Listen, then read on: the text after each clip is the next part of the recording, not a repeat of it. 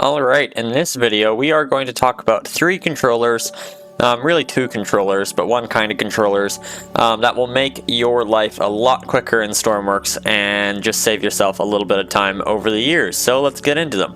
Alright, so the controllers that we're going to go over in order is a blank microcontroller, a switch box with a Boolean input, and that will cover both push button and toggle button. And then the final one that we will go over is a advanced PID, which is a very useful controller to have on you at all times. This video is definitely going to be more targeted to newer players, still getting used to everything. But these controllers definitely help you out, saving time, and I use them daily. These are just my top controllers that I use all the time, so I really hope that you guys find this helpful, and we will get into it with the blank controller. So the very first block or microcontroller that we're going to showcase, and it's not really a lot, is a blank one. So a lot of new players, what they'll do is they'll press microcontrollers. I have an old one. This is for my Dash 8, so we'll go ahead and press new. This is what a lot of new players do. They create their microcontroller, they name it, whatever. They go in here, they save it, and then they just do, we'll just do SHH. I think that's what I call it. No, we did that. So then they save it, and then they go in here, they search that up, and then boom, they have their controller. Now that can take a little bit more time going to search it up, so what I like to do is I actually have an empty microcontroller. I actually have two, because I accidentally saved one forever ago, and I don't quite know what that is, but I can never find it. And instead of doing all that, we can just place this down. I press 2. And now we can just go ahead and start editing right away. We don't have to go in and change anything.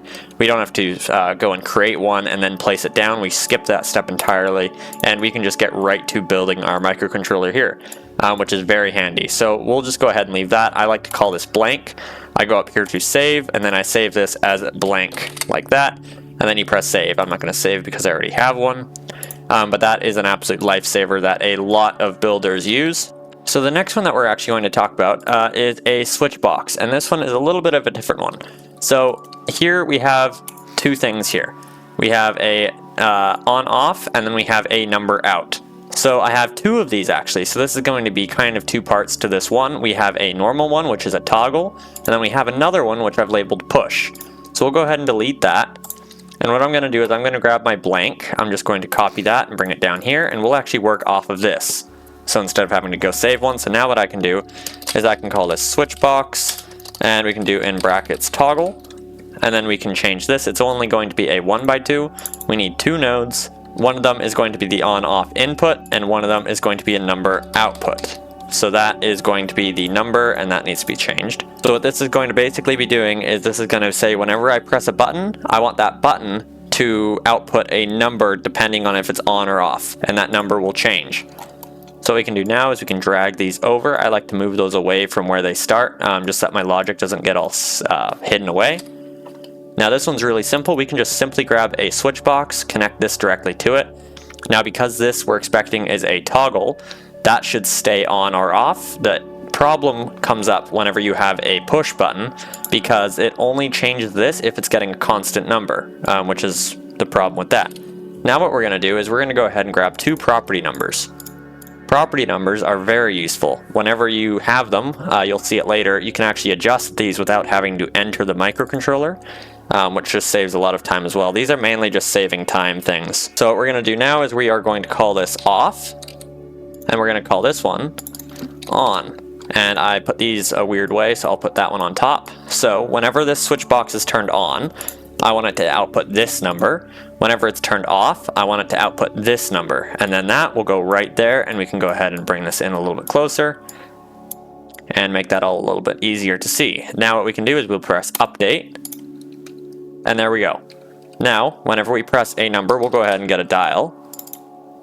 And we'll just go ahead and throw that right in front of this, and we will grab a button. Now remember, this has to be a toggle button.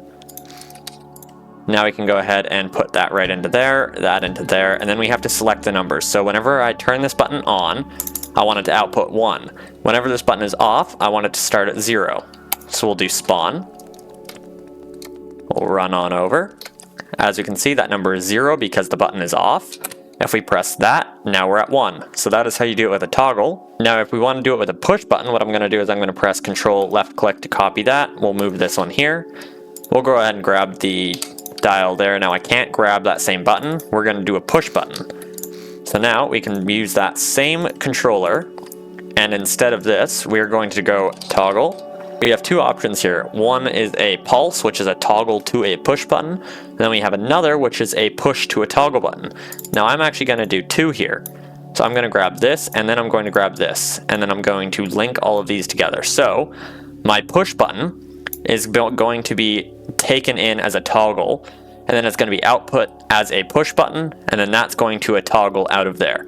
So this really makes sure that I can only press the button once, whereas if I don't have this, it might press it multiple times while I hold it, which I don't want. So now we'll go ahead and update that. That's the only thing we should have to change. Plug all of that in like that. We can keep these same numbers. We'll spawn it. We'll hop on over, and there we go. It stays at 1. Whenever we turn it off, it goes to 0. So we'll bring that back. And now for the next controller we're going to do, this is actually going to be an advanced PID. So we have PIDs in-game, but they can be quite a lot of parts and all of this. This one actually doesn't have very many good options, which is why I use the advanced PID. So you can only get the advanced PID whenever you actually come into the logic. If I could spell right. There we go. So we actually do have two PID options in here. My god, my spelling. So we have the regular PID controller, which is basically the same one that we have out there with the normal logic. And then we have the PID Advanced, which gives us a lot more options, this is the one that I always use. I never use the other ones. So we'll go ahead and back out of here. We'll press X because I'm not saving anything. We'll go ahead and grab our blank controller again, and we will select it. And I already have the Advanced PID selected here. We can go into here. We can call this PID. And we can go ahead and make this one a little bit bigger. I think it's going to be a 2x3. Now we know we want an on-off input. So this will be on/off. That's going to turn our PID either on or off. Then we want a number input. I think that's already called input. So that will be our variable. So actually we want to call this variable. These are just the same inputs that we would have regularly, so we can actually go over here and see these. The only reason I'm doing this and making it go through all of this is because I want the advanced PID. It's also nice being able to have these options. So this is actually the PID that I will use on all of my helicopters and everything, and I always have the same PID saved just so that I can easily plug things in, and then I have settings that I can just click on or off depending on if I need them or not. So again, that just saves time. So I've got a set point. So my set point, I don't need a number for. I'm going to do another property toggle so that I can change that whenever I want. We can also change that to a input whenever we want. We can even actually put a switch box to it so we can have both options. We do need a process variable, a P, I, and D value and all of that. And then we have the on-off. So right off the bat, let's just actually start with the on-off. So this is why I like moving my logic so that it doesn't all just start on top of each other. So we have our on-off here.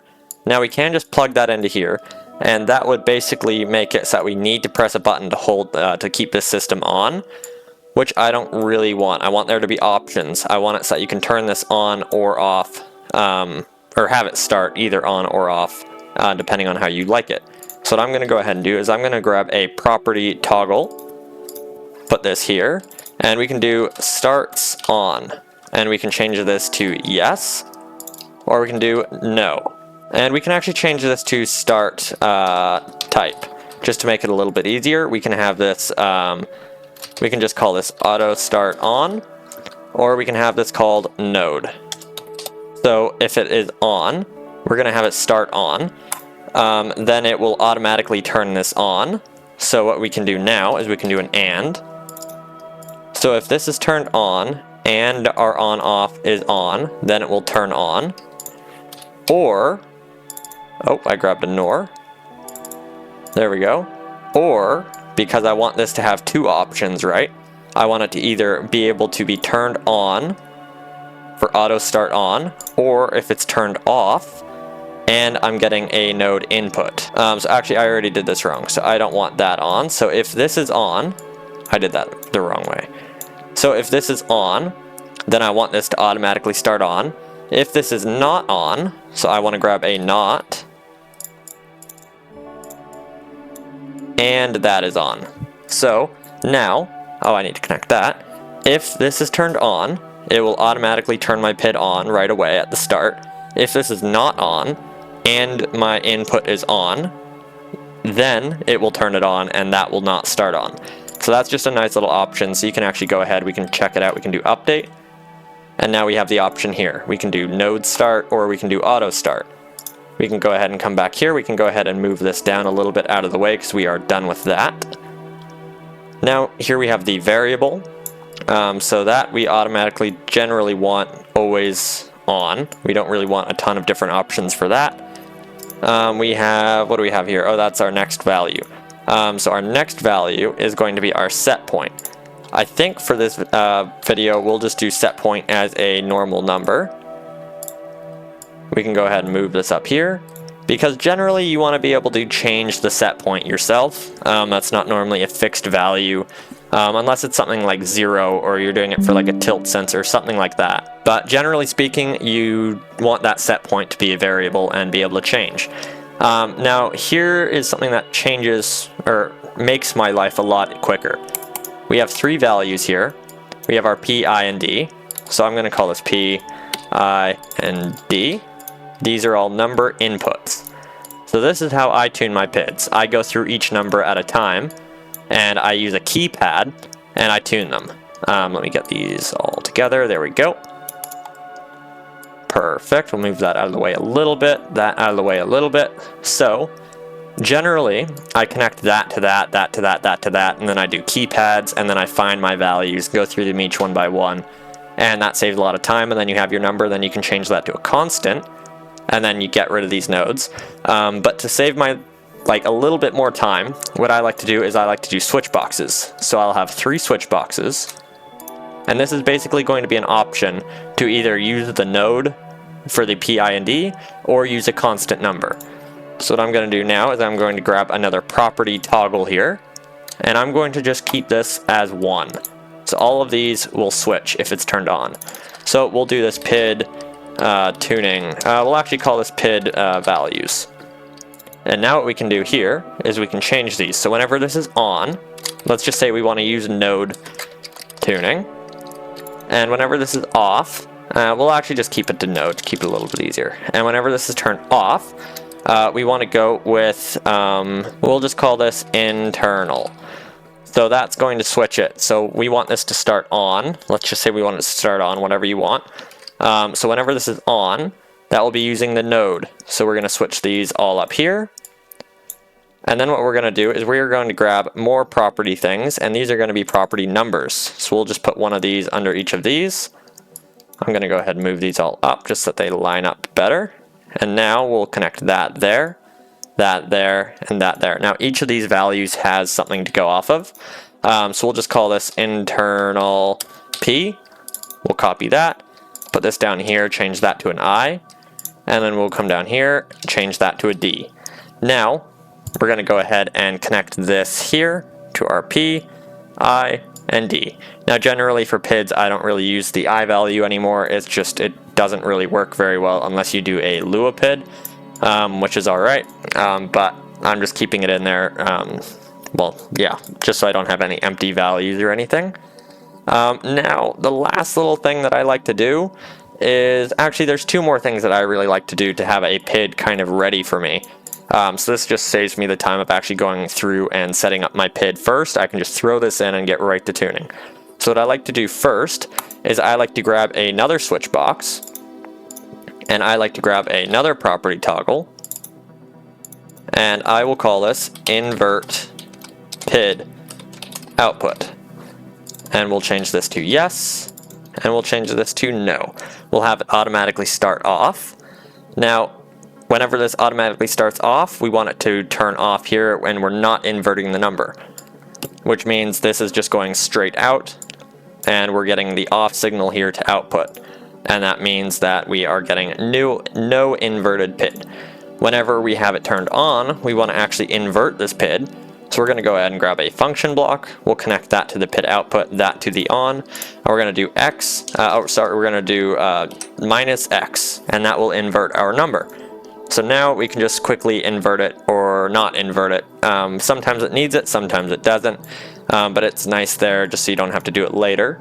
And then the very last thing I sometimes like to do is I like to add, not a clamp, I like to add another function block. This one I do the medium one with 3 inputs. Now we're going to do this. X is going to be our main input. We actually need one more node. So this is actually going to be a 2x4. We can change the size. We can probably make it wider. And we need to call this output because I don't have an output. That can come up here. We'll go ahead and drag this over here. And now we just connect that there. Now what I want to do with this is going to clamp it. Sometimes I want to clamp my PIDs really low so that they can't affect what I'm tuning very much. Sometimes I like them to be able to go all the way. It just depends on what I'm doing. So what I want to do for that is I want to grab more property numbers right here, and we can actually do a slider as well. It's up to you.